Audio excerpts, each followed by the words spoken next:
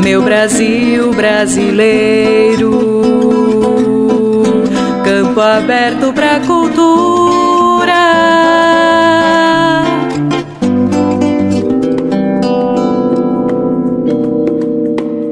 Bom dia para você que ainda não almoçou, boa tarde para você que já almoçou. E é bom que você já tenha almoçado, porque o programa de hoje vai deixá-los ainda com mais fome. E pensando em você, ouvinte, que merece todo o nosso carinho, música boa e informação, que o meu, o seu, o nosso programa de todos os domingos na hora do almoço ou daquele merecido descanso, enquanto ouve nossos entrevistados falando sempre de assuntos que agregam conhecimento sobre a nossa cultura, manifestada nas diversas expressões, que quisemos começar por um dos elementos culturais mais presentes na vida de todos nós, a comida. Os hábitos alimentares, o que se come e por que esses hábitos alimentares são tão diferentes em cada lugar. A gastronomia comercial, enfim, um tema que de alguma forma cai no nosso gosto, dá água na boca e tem cheirinho muito bom. Vamos falar da preferência dos brasileiros, a comida do dia a dia, a comida da casa. É campo aberto para a cultura. E para falar sobre comida e das boas, temos um entrevistado muito talentoso que, para orgulho nosso, é prata da casa. Ele vai falar sobre curiosidades da gastronomia, como usar e usar ingredientes, para que a gente faça sucessos nas receitas para os nossos convidados e pra gente mesmo comer bem, não é verdade? Tem coisa melhor. Bom dia, Guido Xavier. Bom dia, Celi. Bom dia a todos ouvintes desse belo programa que está iniciando e tenho certeza que terá vida longa. E começando então pelo Guido, que é um cozinheiro nato, como muitos dos nossos ouvintes, mas que gosta de pesquisar muito, adaptar e aprimorar receitas. Ele já foi dono de restaurante, de café gourmet, mas hoje atua em outra área e cozinha por puro gosto, atendendo o pedido de alguns amigos que não abrem mão do seu tempero, não é mesmo, Guido? É verdade. A questão da gastronomia, da culinária, está no meu sangue. Desde a época da gente ir para casa da minha avó, com toda a família, na época, abater os porcos, fazer todo aquele preparo das carnes que eram guardadas em latas de banha e fazer aquele almoço com quirera e som de porco, que é uma maravilha. Isso é cultura. E eu sou digamos assim, um gourmet autodidata. Eu nunca tive curso, nunca fui atrás. Ultimamente eu tenho pautado em alguns cursos de uma escola de gastronomia em Curitiba, mas é muito mais para meu hobby e para o meu aprendizado. E como você falou, eu tenho uma rede de pessoas que gostam de experimentar ou comer e já foram meus clientes, né, em alguns locais que eu passei. Então a gente tem essa curiosidade de estar melhorando, buscando novos temperos, mas sempre agregando aquilo na culinária tradicional, porque a gastronomia é cultura sim. Guido, os hábitos alimentares de uma pessoa, o gosto pela comida, diz muito sobre ela, sobre a personalidade e até mesmo sobre o grau de conhecimento que ela tem ou não? Eu acredito que sim, pois a gastronomia, a culinária e a forma com que nossos antepassados foram trabalhando, eles foram criando dentro da região que eles foram, digamos, colonizando, buscando elementos da própria terra, onde criaram uma identidade com aquilo que era disponível naturalmente e, logicamente, agregando temperos e receitas que vieram de outros lugares e fazendo disso uma gastronomia local e regional. Vale dizer que a nossa região é muito rica em eventos gastronômicos, onde no município de Candói se resgatou muito a trilha dos tropeiros e tem a Festa Nacional do Charque. Em Guaraniaçu nós temos a Festa das Colônias, onde os colonos vão fazer aquela comida antiga dos nossos antepassados. Temos aqui, bem próximo de Laranjeiras, a questão de Quedas e de Virmont, que é muito forte, a cultura ucraniana e também polonesa, que é muito bem conceituada na região, com festas tradicionais. Então essa pleiade de receitas e de o que está acontecendo na região leva muitas pessoas onde realmente eles vão, num período de lazer, degustar algumas receitas que a própria comunidade resgata ou faz temperos específicos. E a mais recente festa de sucesso da região é justamente em Porto Barreiro, que eles trabalham com pescados, com peixe. A prefeita tentando melhorar a questão da piscicultura, montar uma festa gastronômica anual que é um sucesso e que, por obra do destino, eu fiz parte de todas as edições até agora. Então é muito interessante porque as culturas se encontram, os temperos, e também está agregando valor ao pescado local e regional da região. Muito bacana mesmo. E aqui em Laranjeiras do Sul, temos o inverno gastronômico, né? Que já fez frente no quesito gastronômico a partir do primeiro ano, que foi ano passado, e esse ano, né, que foi a segunda edição, teve um público 2 vezes maior e que dá espaço para todas essas outras cidades que você comentou. É verdade. Laranjeiras do Sul é um espaço privilegiado porque ele é o centro de uma microrregião, né?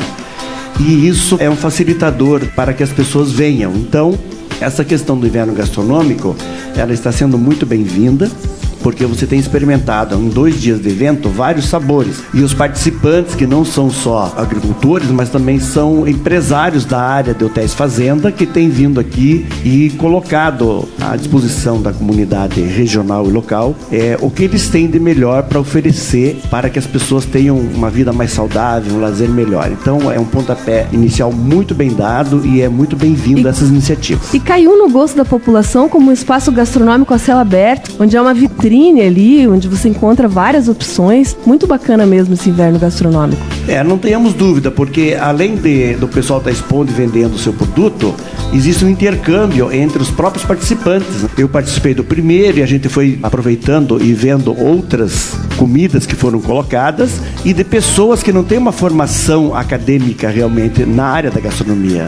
É basicamente como o meu buscar de conhecimento empírico sem ter necessariamente que sentar num banco de uma faculdade, de uma universidade, onde também temos alguns elementos que já são formados, e quero aqui citar o nome de uma grande amiga que eu tenho, que é a Adriana, que a gente sempre tem feito alguns eventos juntos. Então, a gente une o técnico dela com o meu conhecimento mais assim de curiosidade, e essa mistura é muito salutar, porque a gente tem feito sucesso em alguns eventos. Saindo um pouquinho da gastronomia regional, né? Nós temos toda a gastronomia brasileira, muito rica, cheia de referências históricas, a começar pelas nossas influências, as etnias que vieram para cá, portugueses, os árabes, os alemães, os italianos, tudo isso fazendo com que a gastronomia brasileira seja muito rica. Mas você falava antes do gosto que você tem pela alimentação, pela comida, pela gastronomia, pela aquela comida simples que você degustava aí, feito pela avó, feito pela mãe, né? Você falou de pirera com suã de porco. A gente tem vários, né? Porque a família se reunia um dia só para bater vários porcos, e naquela época não era o porco carne, era o porco banha, gordura, aqueles porcos enormes, né? Então toda a família se reunia o dia todo no sentido de fazer o salame, a murcilha.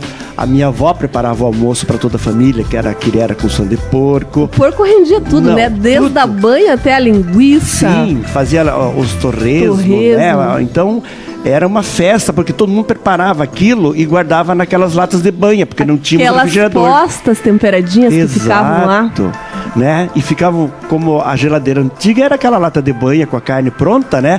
Que você podia chegar uma visita inesperada, você já colocava no forninho, fogão a lenha sempre quente. E lógico que toda essa tradição que nós temos do colono mesmo, e misturado com o que você falou das etnias que vieram enriquecer o nosso Brasil, então essa mistura de elementos sem perder a identidade é que transforma a gastronomia brasileira como uma das melhores do mundo, né? Só sinto que o governo brasileiro, como o peruano tem feito ultimamente, não faz um trabalho mais específico nessa área. Mas há de se salvar algumas iniciativas. E outra, hoje é muito comum qualquer canal de televisão a cabo ou livre, onde tem no mínimo um programa de gastronomia. E, então isso é muito interessante, porque você tem influências muito grandes e você coloca a tua influência em muita coisa da culinária brasileira, que é muito rica, onde muitos chefes europeus e americanos vêm buscar nas nossas frutas, no nosso cerrado, elementos para melhorar. E, logicamente, os pratos que eles elaboram são mais sofisticados, não menos saborosos, mas eu acho que isso é um potencial muito grande que nós brasileiros temos e que nós que moramos no interior temos. É muito comum a pessoa falar da quirerinha com costela de porco, e eles não falam nem quirerinha, canjiquinha cremosa com costela de porco da Lapa. É o nome que eles deram, mas é nada menos do que a nossa quirera com carne de porco, só que um pouco melhor apresentado, dando um diferencial mais sofisticado, onde atrai aquele visitante ou aquele viajante que se diz mais sofisticado, né? Sim. E para buscar esse elemento. É justamente disso que eu quero falar, porque ouvi outro dia uma reportagem que dizia que a culinária brasileira melhorou muito depois do fim da década de 70, quando vieram para o Brasil 3 grandes cozinheiros, 3 grandes gastrônomos franceses. Entre eles, o Claude Toisgros, né? Ele é muito conhecido porque ele tem aquele programa Que Maravilha na GNT, né? E o Claude Toisgros tem uma história muito interessante, porque ele veio para o Brasil, né? Os 3 se radicaram no Rio de Janeiro. E o Claude, então, depois de uma temporada cozinhando num restaurante muito famoso do Rio, ele resolveu montar seu próprio espaço. Ele não tinha dinheiro, ele tinha apenas recebido como cozinheiro nesse restaurante. E ele, então, alugou um espaço muito simples, apenas com um fogão e uma geladeira já usados, era o que ele tinha em casa, né? Com um espaço de 30 lugares. E ele conta que no primeiro dia não entrou ninguém no restaurante dele. E no terceiro dia entrou 2 pessoas que almoçaram e depois do almoço ele foi perguntar o que eles tinham achado da comida. E esse cliente, né, disse pra ele assim: olha, eu gostei muito, inclusive eu identifiquei a sua comida com a comida de uma cidade da França que eu visito sempre e achei muito semelhante. Você é francês, né? Você deve conhecer. Falou o nome do restaurante Toisgros, que é da família do Claude lá, é administrado ainda hoje pelo tio e pelo sobrinho dele. O Claude não quis dizer que era da família dele, né? Ele ficou nervoso até, mas disse: ah, então, conheço sim e tal, né? E na hora de sair, esse cliente disse pra ele: olha, eu gostei muito da sua comida, vou te dar um cartão e vou divulgar seu restaurante. E aí ele olhou no cartão, esse cliente era o Boninho da Rede Globo, que acabou divulgando muito seu restaurante, e como ele realmente é um cozinheiro de mão cheia, é o que é hoje, né? O Claude, com programa de televisão e tudo. Mas assim, eles dizem que a culinária brasileira melhorou muito a partir desses chefes que vieram de fora, né? Que vieram da França, justamente por isso que você comentava. Porque eles começaram a dar um valor de marketing, um valor publicitário para esses ingredientes muito simples que a gente tem aqui. A mandioca, né, que tem em todo lugar e que dá para fazer pratos maravilhosos com a mandioca, desde bolo até tanta coisa, né, o pão de queijo mesmo, né, que a gente usa o polvilho da mandioca. Exato. Então, assim, queria que você falasse um pouquinho se quando a gente fala que a gente tinha pratos tão saborosos e ricos no tempo da nossa avó, no tempo, né, dos nossos antepassados mais distantes, e quando se fala que a partir da vinda dos franceses que a gente teve esse up na gastronomia nacional, se isso procede? Olha, de alguma forma sim, porque veja bem, o francês ele pegou a gastronomia mundial e ele fez arte no prato. O que ele fez? Ele fez as apresentações que hoje, em qualquer programa que você vê na TV, as pessoas elaboram a forma de apresentar, porque a gente tem a mania de dizer que primeiro a gente come com os olhos, né? Então, daí para ele chegar até você ser um cliente fiel, a comprovação tem que ser pelo paladar. Então o que acontece? Nós somos excelentes na gastronomia. O que estava faltando era uma lapidada, no sentido de você pegar um prato, decorar uma apresentação melhor, certo? E da gente acreditar também nisso, e né? acreditar, porque nós temos um potencial muito grande. Tanto é visto que muitos chefs vêm para cá buscar novos sabores para estar melhorando os restaurantes deles, nas receitas deles, né? A riqueza de diversidade, né? Nós temos o peixe, as carnes vermelhas, as carnes brancas. As frutas, né? Que você hoje usa muito molhos agridoces, né? Que faz uma composição maravilhosa e que você não tenha medo de experimentar o inusitado, porque muitas vezes você pega uma geleia de pimenta ou um molho barbecue com uma carne assada, mas como é que eu vou comer isso, né? Então, mas se você pegar e ousar, você vai ver que ele completa o sabor. O que não pode é o tempero superar o sabor do prato principal, ou seja, o peixe tem que ter a característica dele, o gado, o porco, ele tem que ser um complemento a mais para tornar a refeição melhor, mais saborosa. E lógico que daí entra N situações, né? Como dependendo do prato, você saborizar ele ou com uma cerveja ou com vinho, porque tudo isso o pessoal pode achar que é frescura, mas não é. existe o elemento que um complementa o outro. Então é muito comum hoje você fazer curso de gastronomia com... Pra harmonizar bebidas. Isso, harmonizando os pratos que você tá. Sim. Então isso é importante também, você saber a dosagem. Agora, isso não é uma questão que tem que ser assim, né? Mas o nível da gastronomia chegou a um ponto tão requintado no sentido de você valorizar os sabores, e não que isso precise ser mais caro. Pelo contrário, você valorizar aquilo que você tem. E voltando muito mais aqui para nossa região, tudo que a gente tem aqui e que você vai hoje em grandes centros e que você vai nos botecos, que é famosíssimo em todo o Brasil, e chamamos a questão das horas, dos happy hour, que o pessoal sai do trabalho para descontrair, tudo que você vê lá sendo apresentado, os bolinhos, toda aquela variedade de guloseimas, tudo tem base na gastronomia local, rural e brasileira. É só uma forma de o chefe, ou o cozinheiro, ou o gourmet, ele testar e fazer novas formas e novos temperos para estar melhorando. De repente, a feijoada de fulano é melhor porque, né, o bolinho de macaxeira com carne seca, né? Enfim, N situações que a gente tem que aproveitar. Você falava de harmonizar bebidas e eu tava lembrando aqui, né, de que na nossa região ainda se bebe muito pouco vinho, né, combinando com os pratos. Talvez porque vinho ainda seja muito caro. A gente tem todo esse problema da sobretaxa do vinho, Exato. Que em alguns países é considerado como alimento, né, ele entra como uma... Complemento alimentar, Complemento né? E alimentar, é saudável. então, e aí não se torna tão caro, né? O que a gente tem que fazer? Teria que haver uma mobilização? É um deputado federal que tem que propor isso pra gente deixar os vinhos brasileiros, e temos produções maravilhosas de vinhos no Brasil. Inclusive estão mais caros que os importados. Exatamente, é uma coisa que a gente questiona muito, por que o vinho brasileiro tem que ser mais caro, mas são os impostos, né? Isso é uma questão que tem que ser mexido. A nossa carga tributária é uma das maiores do mundo, né? Assistindo esses dias um programa no Globo Mais, eles têm um programa que é Marvada Bendita, que é só sobre cachaça, e o pessoal falando da sobretaxa das cachaças, que são maravilhosas que tem, e eu sou um cara não consumidor de cachaça, eu vou buscar para me degustar, etc, com amigos, né? Guido, vamos ouvir um pouquinho de uma música, porque essa música vai remetê-lo a um prato que você já me disse que gosta muito de fazer. Lisboa tem histórias de reis, de mares e de selva. Lisboa tem histórias de hotéis, de espiões e de guerras. Lisboa tem lendas de heróis, princesas, donzelas.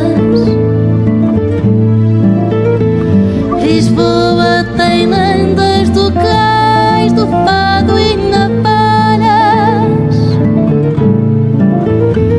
Lisboa tem a tradição dos bairros antigos, vinho e sardinhas no verão à beira do rio. Lisboa tem os raios do chão e as altas mansardas, e há que descer e subir por estreitas escadas. Então, Guido, nós temos tantos artistas brasileiros maravilhosos que cantam a comida, porque é assim, né? A comida inspira a música canta a comida, e a gente gosta de comer ouvindo uma boa música. Mas a gente estava ouvindo aqui a Teresa Salgueiro, né? Uma cantora portuguesa maravilhosa, e que, só para ambientar um pouquinho aqui a nossa conversa, você me dizia outro dia que gosta muito de trabalhar com bacalhau. Exato. Então, o bacalhau, né, é um prato assim, em termos, ele se tornou sofisticado pelo preço que é, né, porque você tem que ter um bacalhau de boa qualidade e tudo. Então, e ele é mais sazonal para você estar trabalhando com ele. E eventualmente eu faço algumas coisas aqui sob encomenda, né, que o pessoal traz, e a delícia de você estar misturando esses ingredientes que já são da origem portuguesa, que parte da minha origem é portuguesa. E que é da nossa origem Sim, também, que né? também é, né? Lógico, o início do Brasil e tal. Mas enfim, o bacalhau, que é um peixe nobre, e eu acho que nós temos que disseminar muito mais no Brasil a questão da gastronomia com peixes que são mais saudáveis. E eu sei que tem prefeituras da região que, se não estão colocando, vão inserir o peixe no cardápio. Como o Porto Barreiro já deu pontapé inicial do Festival do Peixe, né, da gastronomia, muita gente se despertou. E aqui mesmo, a prefeitura fez um projeto muito bom que todo mês tem a venda de peixe no Lago Peixe Vivo. Então, isso incentivou muito as pessoas que trabalham na área. Guido, voltando um pouquinho pro bacalhau, dá uma dica de como preparar bem o bacalhau. De dessalgagem, porque às vezes as pessoas têm dificuldade para lidar com o bacalhau, né? Verdade. Eu gosto de deixar o bacalhau uns 2, 3 dias trocando a água, né? Tem gente que coloca leite na última hidratação ali. Exato. Só queria que você falasse um pouquinho como dica para os nossos ouvintes. Bom, hoje você pode comprar ele já dessalgado, né? Eu acho que ele tem um custo um pouco maior. E pode comprar o normal, que você pode fazer a dessalgação. O que a gente compra salgado e prepara em casa fica mais saboroso? Eu acho que depende dos elementos que você vai pôr, entendeu? Lógico que o bacalhau ele é um pouco mais sofisticado. Dessalgar, né? Exatamente. Então, você pega ele, coloca numa água fria, uma água gelada, preferencialmente deixar de um dia para o outro, mas dentro da geladeira, né? E trocar a água 2, 3 vezes por dia, para depois você preparar ele como você tem a tua receita e não salgar e deixar por último, sempre por último, ver como é que está a questão do sal na comida, porque ele é muito salgado, pelo próprio preparo dele. Então você tem que tomar certos cuidados, como é o cuidado quando você vai fazer uma feijoada. Você não pode salgar a feijoada, você vai pôr os elementos e ao pouco ele vai cozinhando e você vai ver se é necessário ou não, porque tem produtos já que são, digamos, que vêm salgados, preparados e defumados. Então você tem que tomar muito cuidado com essa questão. E tem muitos tipos de bacalhau, né? O bacalhau ele fica bom, tanto o mais simples como o mais... Bacalhau do Porto, o bacalhau site. Lógico. E cada um tem uma forma de fazer, né? Mas ele, digamos assim, não porque é mais barato, que ele vai ficar menos saboroso. Guido, eu quero agradecer imensamente a sua presença aqui. E é claro, a gente segue aí tocando esse barco da cultura. Eu que agradeço a oportunidade, eu que me sinto honrado de fazer parte desse grupo. E, logicamente, a gente vai estar à disposição das pessoas que nos procurarem e fazer valer essa questão da vontade que nós temos. Com o grupo que eu sei que está empenhado, são todos voluntários e a gente tem que aproveitar essa oportunidade para fazer com que a coisa realmente aconteça. Obrigado, bom dia a todos, um bom almoço. Que bom, muito obrigada, um bom dia para você, bom trabalho. E o programa Campo Aberto para a Cultura traz a partir do próximo domingo o quadro musical que se chama Musicultura. É um quadro que vai sempre complementar os temas das entrevistas que faremos aqui, né, a partir da expressão cultural que estiver sendo tratada naquele dia. Quem fica responsável por esse quadro é o professor Tiago Bittencourt, professor da Universidade Federal da Fronteira Sul e músico, que vai falar um pouquinho pra gente hoje como nosso convidado sobre qual é a ideia desse quadro, né, o que ele trará de novidade para nós. Boa tarde, professor. Boa tarde, Celi. Primeiramente, obrigado pelo convite. A criação deste quadro faz com que também a gente tenha um espaço e mostre de maneira bem ampla e bem geral a formação musical do povo brasileiro, né? E o que nos constitui enquanto ouvintes da boa música brasileira e quanto também nos faz ser músicos praticantes que acreditam na boa música. E a ideia mesmo é fazer com que a gente consiga, no próximo programa, mostrar um pouco do processo de formação da música brasileira. A diversidade. Isso, e com base nisso mostrar a nossa formação que nos leva até os dias de hoje. E o quanto também a música expressa cada forma de cultura, né? Cada item da cultura, seja da dança, seja da gastronomia, a música é sempre presente em tudo. Perfeito. Não dá pra gente pensar em nenhum movimento cultural sem a presença da música. Seja no teatro, seja na gastronomia, seja na dança. O processo de formação cultural brasileira ela é muito ampla no sentido de formação musical. Então, o Brasil já tem uma longa história, apesar de ser um país extremamente recente em idade, mas a sua formação musical muito ampla e muito complexa. Então, a ideia nos próximos programas é ir mostrando um pouquinho de cada segmento musical e de que forma a música marcou em contextos históricos e no contexto da formação do povo brasileiro. E o quanto a expressão, seja do gosto do ouvinte, seja da manifestação cultural dos músicos, e expressa também a relação com o lugar onde a gente vive, onde a gente está. Certamente, o que mais me deixa encantado com a questão da música brasileira é que a impressão que dá é que nós temos diferentes países em um único território, né? Cada estado ou cidade ou região que você vá é um ritmo musical mais proeminente, é um estilo de tocar diferente, é um estilo de ouvir a dança diferente. Então a gente, com esse quadro, a gente pode mostrar de tudo um pouquinho o que somos. O professor é de que área mesmo, professor? Eu sou químico, sou professor de química. Mas também é músico, toca nos bares, faz shows por aí, né? O que o senhor já sentiu em relação à música na nossa região, aqui em Laranjeiras do Sul, o gosto do ouvinte? O que o senhor sente, assim, do gosto das pessoas aqui? O que eu sinto é que existe um ritmo mais proeminente, mais na moda, que é uma questão natural na música, mas o que eu sinto enquanto músico que conversa com as pessoas da minha idade, ou alunos, ou colegas, amigos da rua, enfim, é que clamam por uma diversidade musical um pouco maior, né, para que se conheçam outras influências, outros ritmos musicais. Então o que a gente sente é que se está buscando, não só a nível de Laranjeiras, mas a nível regional, a nível de Paraná e sul do Brasil, bares e festivais com outros ritmos musicais, né? Não só na música, mas também na dança, na própria gastronomia também. Tem a valorização das questões regionais, mas as pessoas estão buscando também ampliar os seus horizontes com relação à cultura de maneira geral. Fato é que, indiferente do ritmo, todo mundo gosta muito de música, não é? Eu não conheço nenhuma pessoa que não gosta de música. Que bom.